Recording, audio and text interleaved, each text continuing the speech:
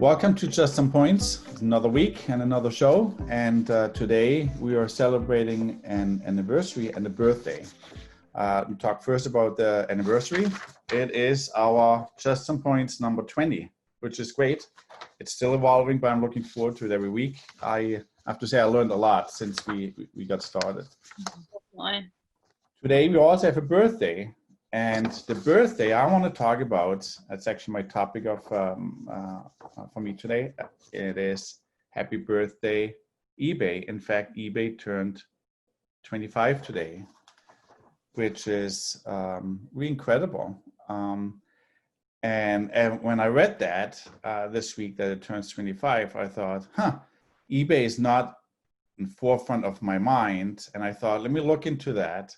And since it was done, the birthday is the same day as we're doing Trust and Points, I thought, it might be a good topic. So I was really diving into it a little bit, and eBay's valuation is $40 billion, which sounds a lot, but they're a dwarf. They're nothing in the internet world. If you compare Amazon having a valuation of 1.6 trillion, I think it is at the moment. Yeah. And if you take into account that actually eBay was bigger than Amazon at one point of time. Mm-hmm. So I went to eBay, and I'm an eBay customer. I haven't been there in a long time.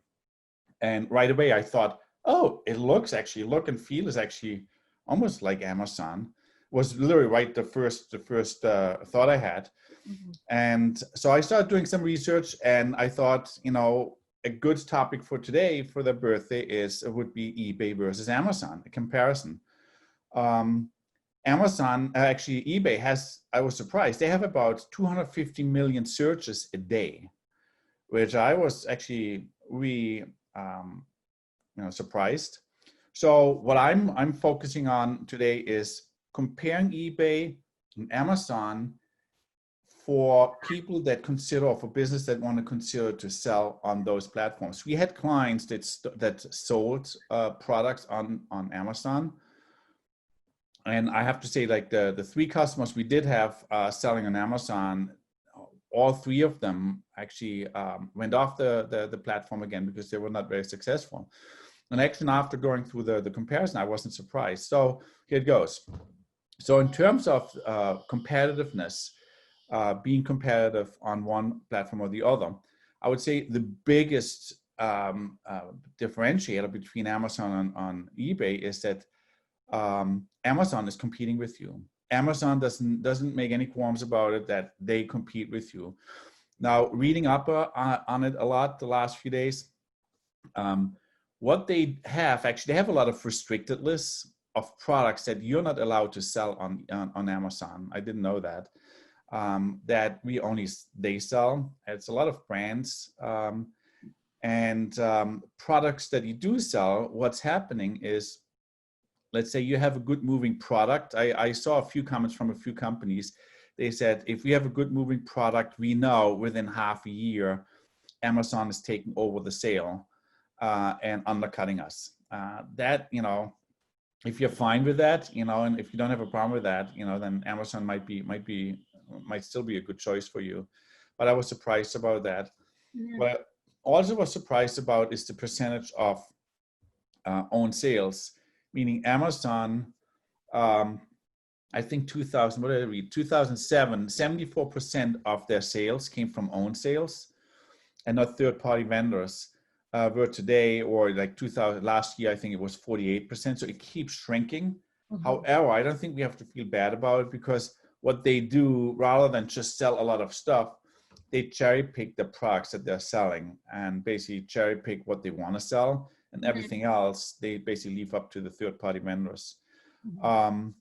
The other thing I was really surprised, because eBay always, has the reputation, okay, they sell used stuff and stuff you find in a garage sale. Not quite true. 81% of their products and of their revenue come from new product sales. Blew me away. Did not know that. Yeah, I didn't know that. Yeah, I think they have somewhat of a branding and reputation problem as it relates to that. So as it relates to the customer base, I would say maybe go from backwards. Amazon has 12 domain names internationally, making about 33% of the revenue online internationally, versus eBay has about 25 website domains localized and making about 57% of their business online. So if you're interested in selling internationally, eBay is definitely the better platform. Your reach is better, and the support to sell internationally is better.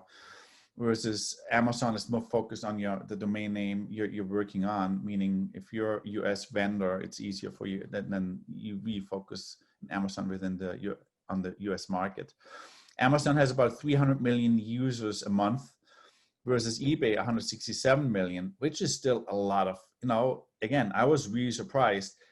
They have a customer base is rather big. Yes, far away from Amazon, but if your company wants to sell products, that's not a market to just, pull away or shoo away and then say, well, it's eBay. Mm-hmm. Then as it relates to fees, I could talk for half an hour about that, but the bottom line is eBay is about 5% cheaper, meaning you make about your margin is about 5% better. If you compare apples with apples selling the same product on one side versus the other. Now, there is a caveat to that, meaning it is less expensive, but also they offer less services, meaning they don't do the complete fulfillment and supply chain for you, meaning on eBay, you still have to do your own shipping. So Amazon is providing that, and they want to get paid for that. So when you really go down the list, eBay versus Amazon, then I would say you choose eBay if you want to have the cheapest marketplace for your company. The functionality of the eBay marketplace of the store you have to manage for your company is actually functionally much better and offers more options than the Amazon shop. If you're more a doer for your shipping and storage of your products, you're better on eBay versus Amazon. If you want to have international customers, I know, again, it's more eBay versus Amazon. Also, actually, a big differentiator is the brand. eBay allows you to rebuild your brand within their ecosystem, versus Amazon really doesn't. It's all Amazon. You're really not widely exposed. And then depending on the products you have, if you sell collectibles, eBay is definitely the go. That's kind of the reputation they have. Maybe one more word, and I forgot that, on as it relates to the customer base. The customers that go to Amazon, they're more customers that they want to have a good price. They want to make sure that they don't get overcharged, but they are willing to pay a little bit more for the Prime service and same day or next day delivery.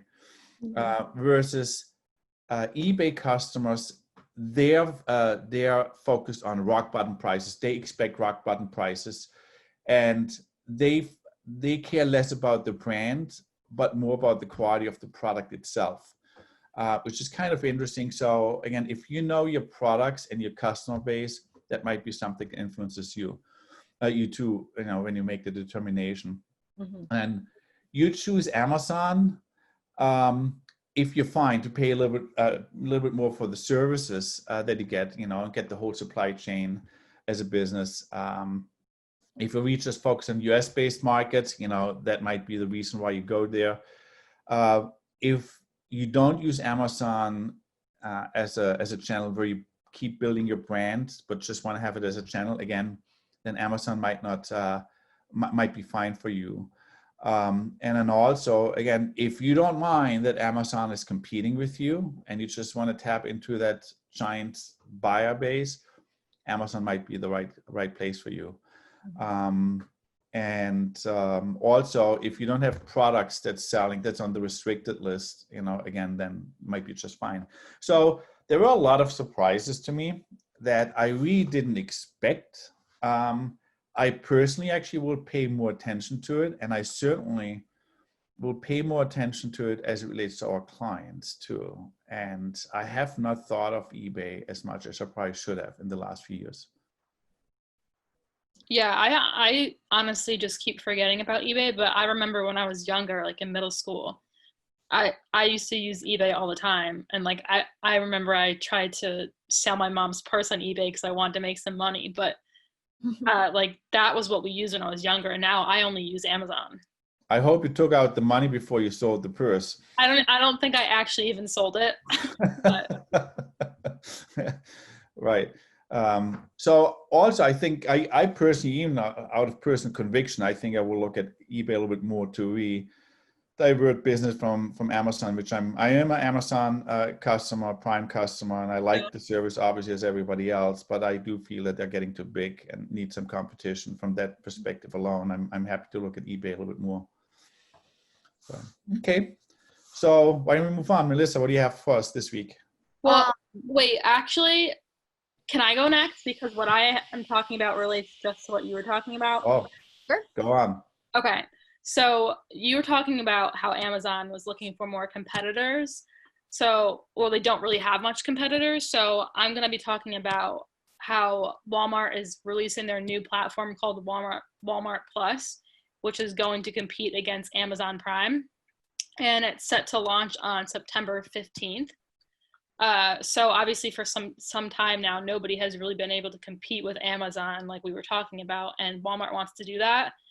So Walmart Plus they're releasing their Walmart Plus, and it's going to be a new up and coming membership program where you pay an annual fee and you get perks. So with some of the membership perks, you'll get unlimited free delivery, early access to deals, same day to 2-day delivery, pay in-store prices. They also have a scan and go perk, which you can use the Walmart app when you're shopping in the store and scan the items, and you can just pay right there instead of having to wait in line. And another one is you'll also be able to save up to 5 cents a gallon at nearly 2,000 fuel stations run by Walmart, Wow. including Murphy USA, Murphy Express, and in the future they want to add in Sam's Club stations to that as well. So those are just a few of the perks they are going to offer when they release it soon. But in the future, they also had things down the line that they wanted to add in that isn't going to be ready for the launch. But some of the other things they want to add in to help compete against Amazon is a Walmart Plus credit card and a Walmart Plus entertainment service. So that's what they're looking forward towards the future. So it'll be interesting to see how Walmart Plus will be able to compete against Amazon. That's gigantic. I think a lot of the things you just riddled down is extremely attractive. It's also very much focused on what they can offer that Amazon cannot offer, right? On top of overlaying what they do already. And I think there are a lot of people that shop at Walmart and have a Prime account. Mm-hmm. I think there's a huge amount of people that are not Prime members, are not Amazon. They're not the typical Amazon customer that go to Walmart. So I predicted this will be highly successful, and will contribute to actually they will tap into the Amazon business, and they will get more profitable too. And then also, not to forget, for rural areas, I think this is a huge value add in America, where people have those services now, where they might have a Walmart location that now can also deliver what you order online. Right. Yeah, I was actually just thinking there are still parts of the country that don't have the ability to do 2-day Amazon delivery, like promised. I mean, most of the country I think does at this point, but I think there are still some more rural areas where that's just not possible because the Amazon warehouses aren't near there. But Walmart has way more locations than Amazon, so I actually think that this will definitely take off in those rural areas, like Thomas said. Yeah, I agree with that. And by the way, on the Prime 1 or 2-day delivery, I know they do. It's easy to do it in Manhattan and Washington, Boston. I spend a lot of time in our house up in the Adirondacks, And I have to say, I'm more than happy with the delivery there. And even here in New Jersey, I had numerous orders on Amazon that took over a week, that I could have gotten somewhere else actually quicker. And I think they are living at the moment on the edge with a lot of, I think they test a lot. They use some of the easy deliveries as, I don't know, to improve their reputation, say we can do that. But then there are huge areas in the United States where they're not delivering on the promise. Yeah. Mm-hmm. So very interesting, Ray. Thanks. Melissa, so what do you have for us? Speaking of Amazon getting too big, they actually announced last week that they're getting into the wearable health and wellness monitoring space. They're going to start competing with Fitbit and Apple. It's called Amazon Halo, and starting today actually is invite only early access to Amazon Halo, and it looks exactly like a Fitbit. It is going to do the same things as a Fitbit, where it's going to start monitoring, using artificial intelligence, start monitoring all of the, wide range of personal health metrics that the Fitbit and the Amazon can already do. But two differentiators that really stood out to me about this one being the third-party connections. Amazon Halo is going to offer, they claim it's going to offer a wider variety of third-party partnerships where you can connect your old accounts with your new Amazon Halo. So if you're a part of, the Nike Run Club or Weight Watchers or anything like that, you can connect it with your Amazon Halo for a much more seamless experience than, I guess, compared to the Fitbit and Apple. And then the second differentiator, which I think is even more so, you can actually 3D scan your body for body fat, and it's going to be using artificial intelligence to analyze the tone of your voice, to analyze and sense emotions as well. Wow. That's awesome. So is the camera on the watch does the scan, or do you use the phone that then connects to the watch to do the scan? I think it's going to be a part of the app on the phone that's connected to the watch as part of the scan. Very interesting. Mm-hmm. It's one of those things, as you were talking about, that it's the one thing I'm really wondering, I'm sure because of their size and scale, I'm sure they will make this a financial success. Mm-hmm. I do wonder how many people are just tired of giving another crucial big chunk of data, the personal data, to Amazon. Mm-hmm. Like for me, this is becoming more and more an issue where I think, no, I don't want that they're also tapping to this now too. And so I'm wondering if at what point Amazon has just a branding reputation or real issue with that, where people are just tired of just giving everything to them. Yeah, I was thinking very similarly to you. I would say, maybe it's because you and I are a little bit more educated on the data that's being tracked about us, because apparently since Amazon made this announcement last week, Fitbit has already seen pretty significant drops in their market share. Yeah, I think most people don't think like us. I think most people will just see it as a cool new toy and something that competes with what they're already using or what they were looking at. Mm-hmm.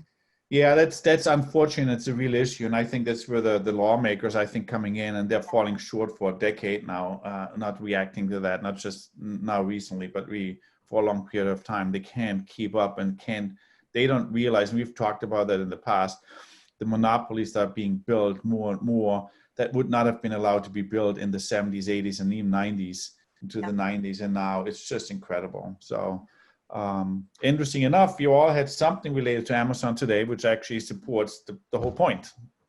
Yeah. Okay, it was all interesting. So happy birthday, eBay.